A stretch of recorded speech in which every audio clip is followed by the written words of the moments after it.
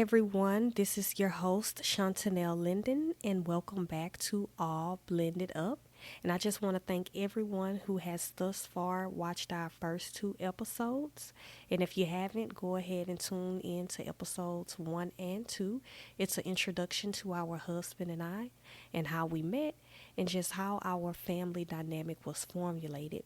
But if you are new here, this podcast is dedicated to those who are in blended families, such as the family that my husband and I have built together, or those who are considering a blended family. So, now that we have the introductions out of the way, let's go ahead and get into why we are here. So, this is episode 3 of our podcast, and the title of today's episode is Defining Your Role in This Ready Made Family.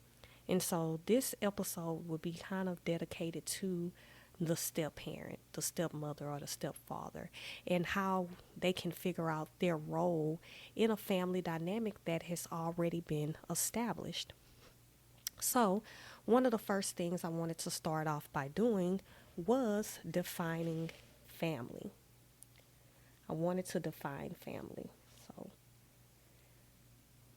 the definition of family that I saw was a group of one or more parents and their children living together as a unit. And I like this definition because it acknowledges families that has one parent. And in our society today, there are many family dynamics now where there is only one parent available. A single family home, so either with the mother or the father. And so I like this definition because it says a group of one or more parents and their children living together as a unit. And so that was my husband. Before I came along, it was him as a single father raising his sons. Now, of course, when the mothers had them, they did what they did on their end. But I was coming into this family dynamic, and I was trying to figure out how I found my place. Because again, when you first meet, you're just trying to get to know the child. The child is trying to get to know you, you know. And my husband introduced me, of course, by my name. So he let them know, hi, this is Shantanell. And to this day, that's what they call me. They call me by my first name. And I don't have an issue with that. I know some people may have an issue. They want to be acknowledged as that mother or father. But for me, I understood that my stepchildren had their mothers available. So I always established that framework that I'm not trying to take the place of your mothers. I love y'all too. Once we built to that, I would let them know that I loved them as well, but that I was not trying to take the place of their mothers, because I didn't want them to feel weird or feel as though they were betraying their mothers or whatever type of emotions that could come with that, because it can get dicey. When people separate, oftentimes the child is the one who is the most affected by this. There are so many wounds that could be created when a mother and a father separate. And sometimes that is the best decision for the child, because if they remain together and they're toxic, then that's not benefiting the child either. And so when you are coming in as a stepmother or a stepfather, sometimes it's difficult to figure out what your role is, especially if the biological parent is present. So I'm going to be speaking from that perspective, because my children, my stepchildren, their mothers are available. Their mothers are in their lives. Their mothers play an active role in their upbringing. And I know that that's not the scenario for every blended family. There's some blended families where the stepmother is the mother figure, so she may be called mom, and there is nobody else. And vice versa, where the stepfather may be the primary father, the biological father is, not present or no longer alive. There's so many different family dynamics even within the blended family sector. But when it comes to the way my blended family works, my son's biological mothers were present, and we established that boundary that I was not trying to overstep their authority. And so that leads me into the role of a mother and a father. And so, unbeknownst to me, at that age, because again, I met my husband at 18, I didn't really know what I was doing. And I do truly feel like it was the Lord helping me along the way, because again, me being in these children's lives, I now have a level of influence. I may not be the one that controls everything, but I do have some form of influence in their lives. And either I was going to be a positive influence or a negative influence. And I wanted to ensure that I was a positive influence in my stepchildren's lives. So let's get back to the role of a mother and the role of a father. So the role of a father is to provide, protect, and to establish identity in the child. And the role of a mother is to nurture, comfort, and to teach.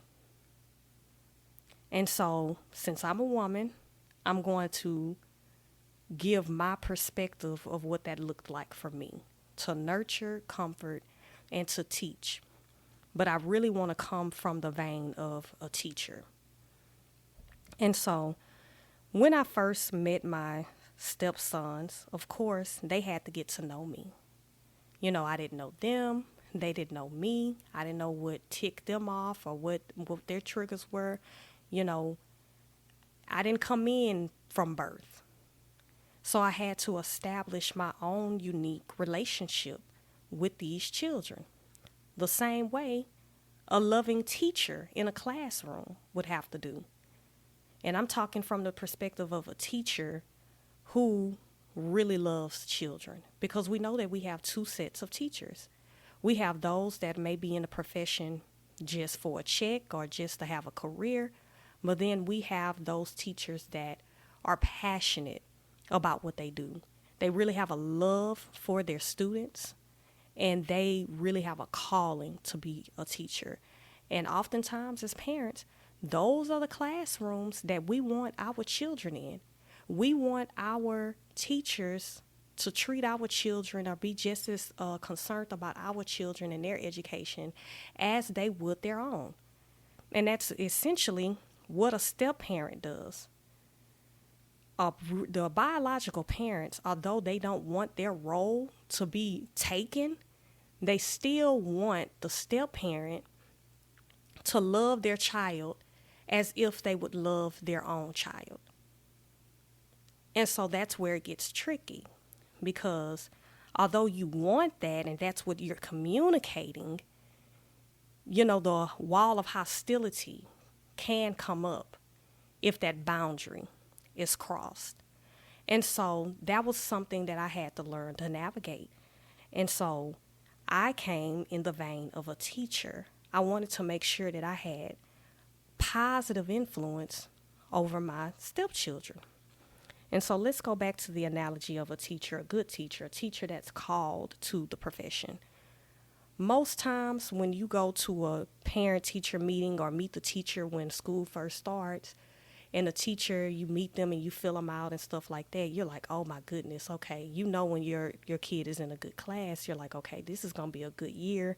They're going to really be concerned about my child. They're going to take my child's best interest, and they're going to really ensure that my child's education is priority.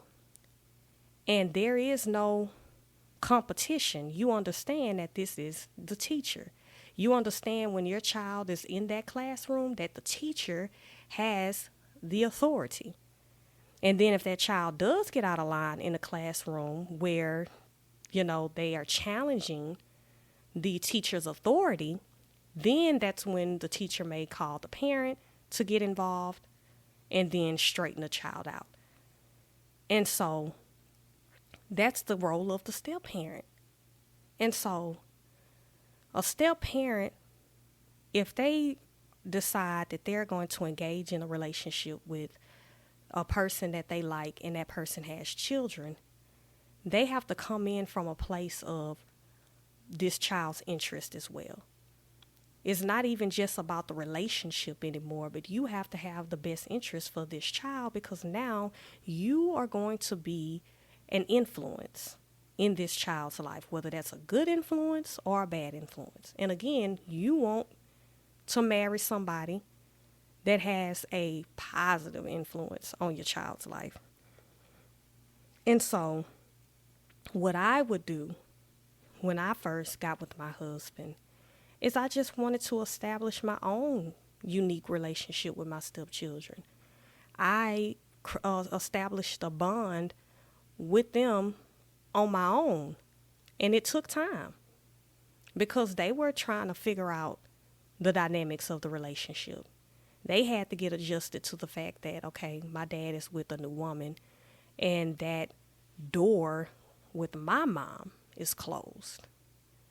Because I did have instances where it was like when they got to know me and I was around and they even began to like me, there was still that tension there because they still longed for their parents to be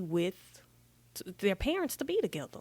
And that's a natural reaction for a child to have. And sometimes as a step parent, you just don't know how to navigate that.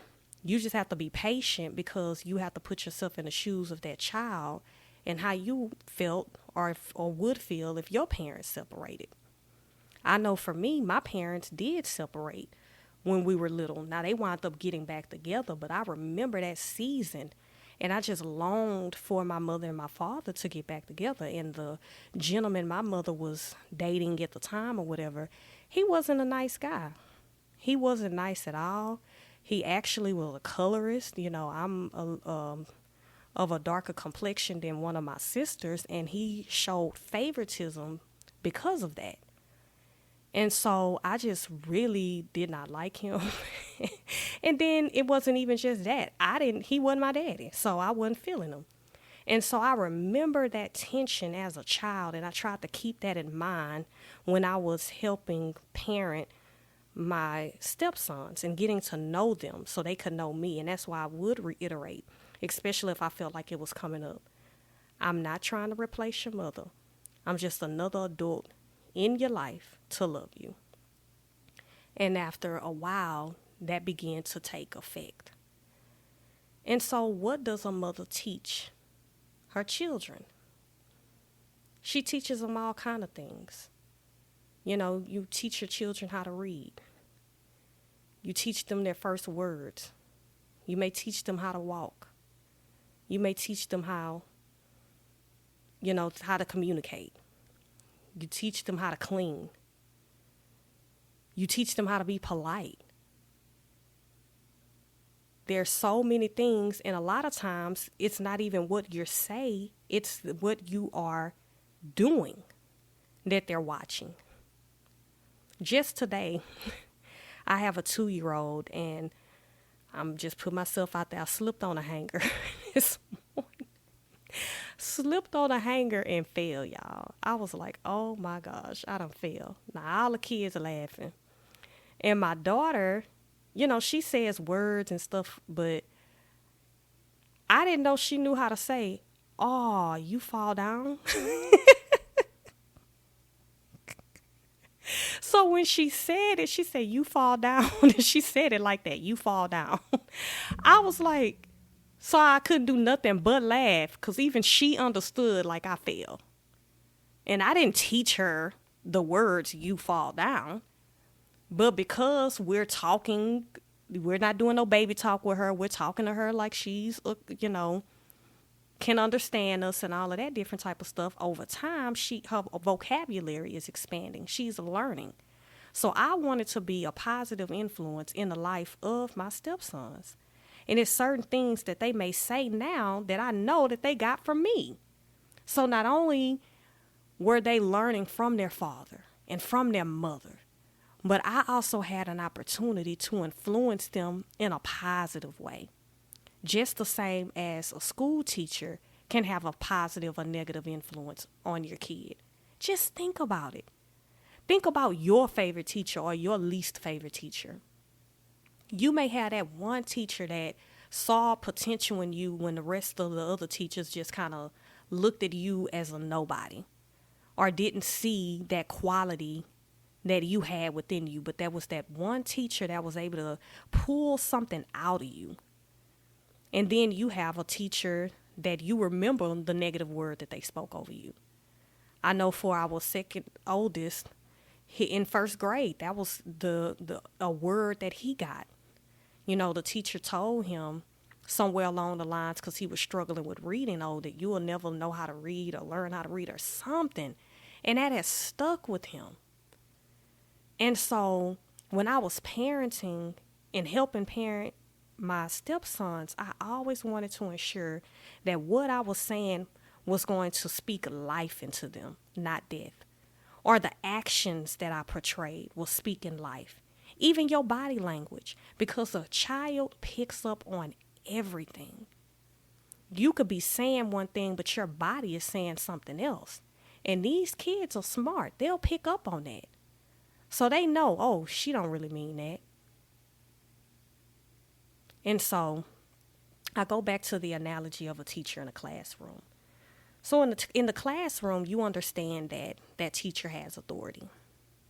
You understand that, and the students understand that they're supposed to listen to the teacher. If they do get out of line and the teacher is not able to gain back control in the classroom, then that's when a phone call is made to the parent.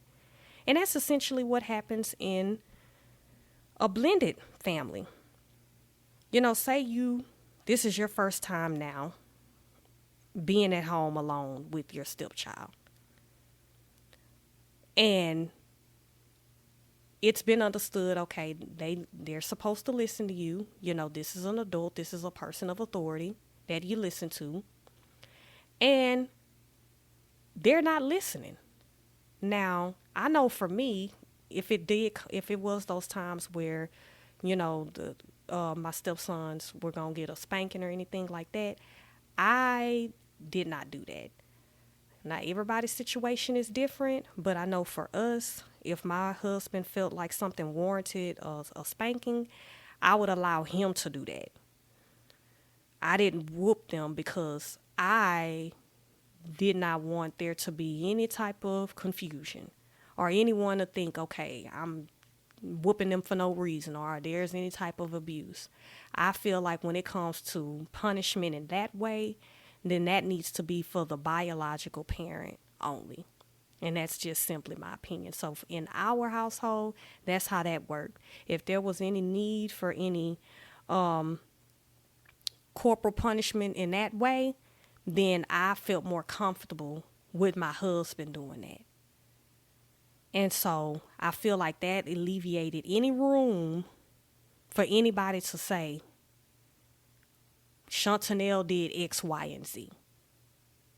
And so, just like in a classroom, you know, I know back in the day, they got the paddle and all of that stuff, but in today's school system, they don't do that. So if your child is out of control, you know, a phone call is being made to the parent, and in a positive environment, the parent comes in and rectify the situation.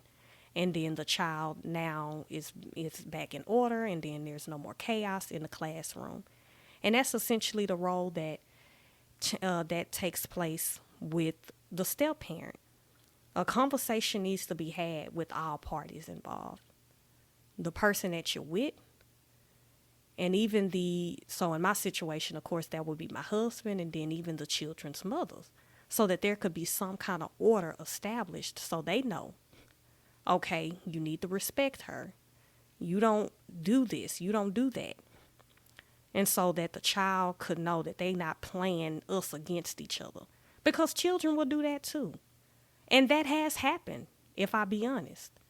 Well, say we tell them they can't do something over here. Now you crying and calling your mom. Or vice versa. They'll be with their mom, and their mom getting on them about something. Now you calling your daddy. No, whatever your mama said that you have to do, then that's what you have to do. You can't call one of us and try to get us to overrule what she said. And so it goes back to maturity, like I spoke on in the first 2 episodes. It does take mature adults to be in a relationship such as this. And it takes somebody that has love.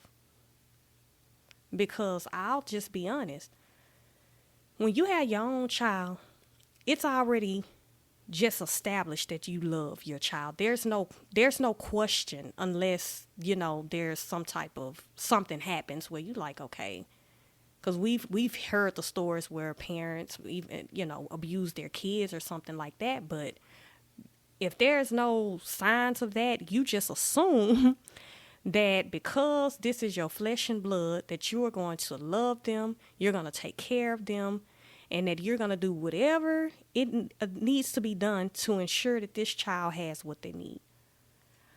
But when a step parent comes in, you don't know, because I know for the biological parent that concern, I'm sure, is there, because it's like, this is not their child. Are they going to treat my child like my child? Because that DNA isn't there. And so with a step parent, you really have to have a heart of love, because, like I say, it can be easy to love your child, but you have to make the choice to love somebody else's child.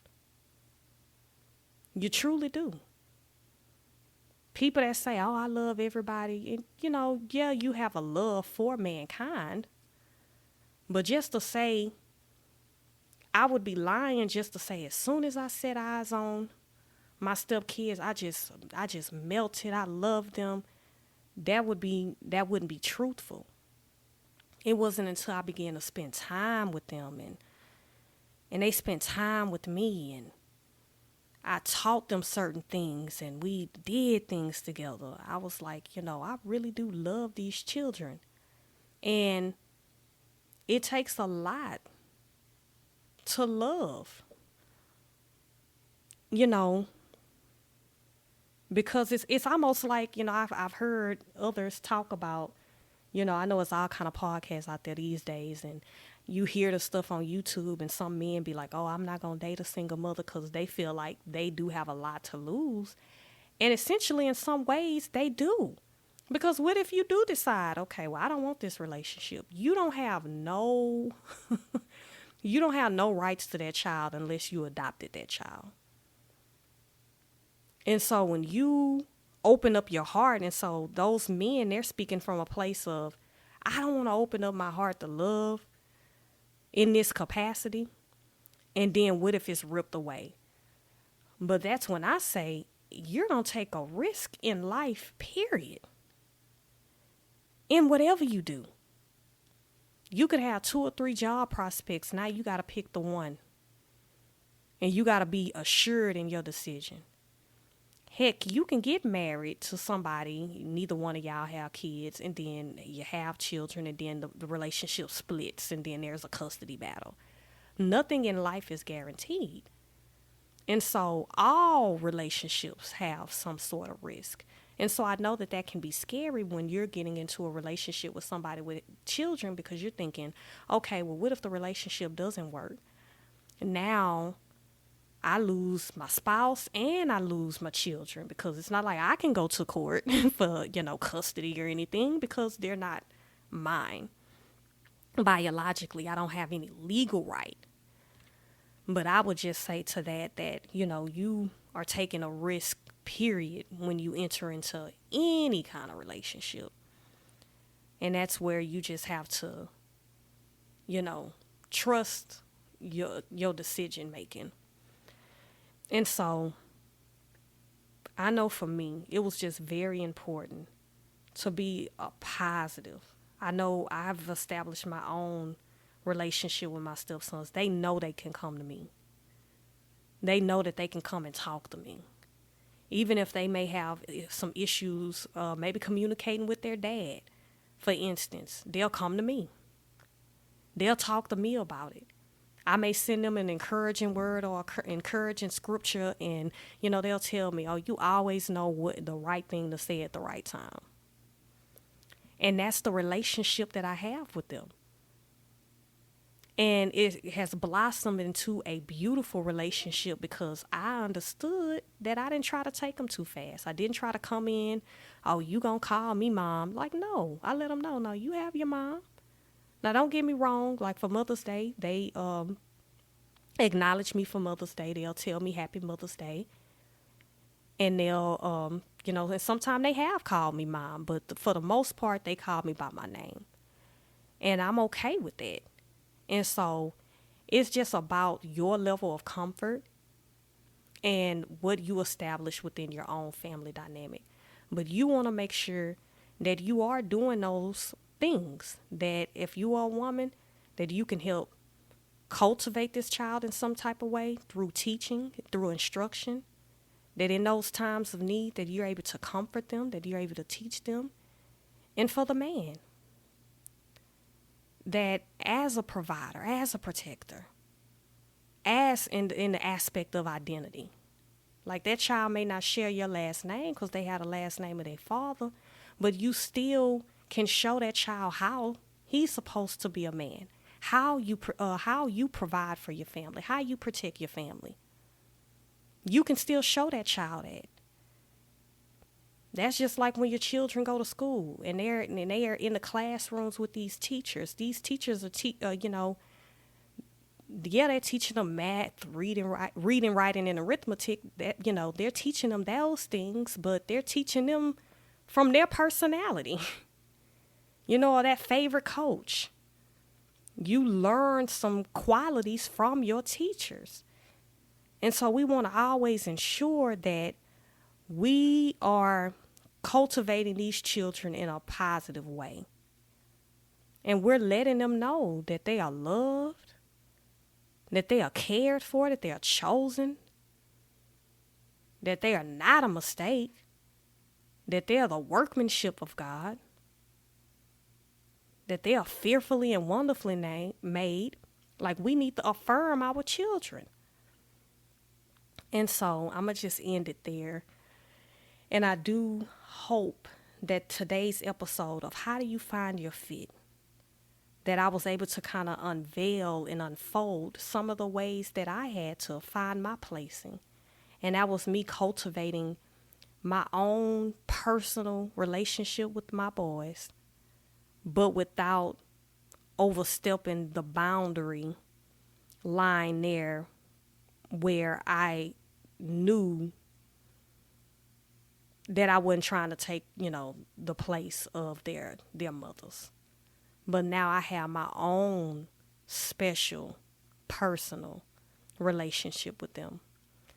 So I just thank you guys for tuning in. Again, just keep riding with me.